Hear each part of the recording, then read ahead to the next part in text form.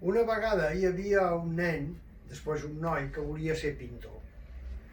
I el seu món era el magatzem de Trezzo, de la seva família, a Trezzo Artigau, on es barregen objectes dels més inverosímils, des d'una trompeta a una carrossa o un gegant o una màquina d'escriure.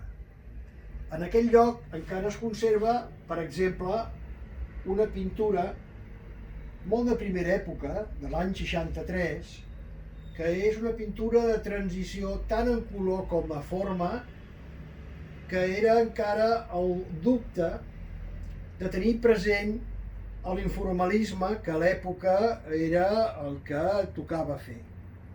A partir d'aquesta pintura ja va ser decididament tant en color, perquè passem dels grisos a lo que amb un cert compte es converteixen en ocres, que són els grocs, i uns colors de terra, que són els vermells, i els blaus, que això serà una mica la constant dels colors que jo faig servir per pintar, que al final són els colors de l'arc iris.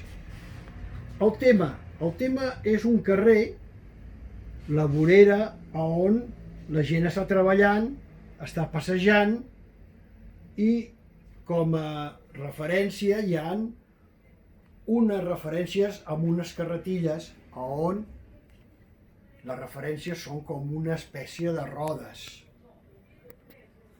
Les figures estan inspirades directament amb les túniques de les figures romàniques del Museu de Montjuïc. I com a cosa de moviment hi ha una referència als coloms. Els coloms que a Barcelona hi són molt presents. Aquí podem trobar també, si passem d'aquest quadre a una cosa molt més anterior, que són unes portes pintades en diferents plafons, segurament de l'any 57 o 56. I això són unes portes que s'obren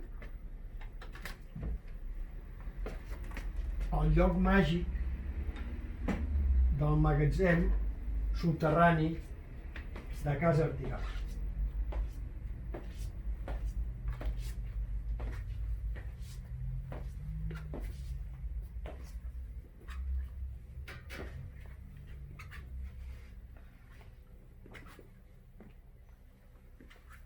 Només una llambregada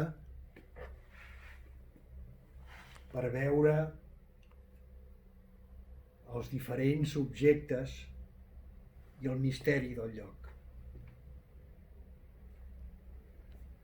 Tota aquesta acumulació d'imatges insòlites que donen un món de somni han influenciat sempre la meva obra. Si us ha agradat això, podeu subscriure, com sempre, al meu canal. Gràcies.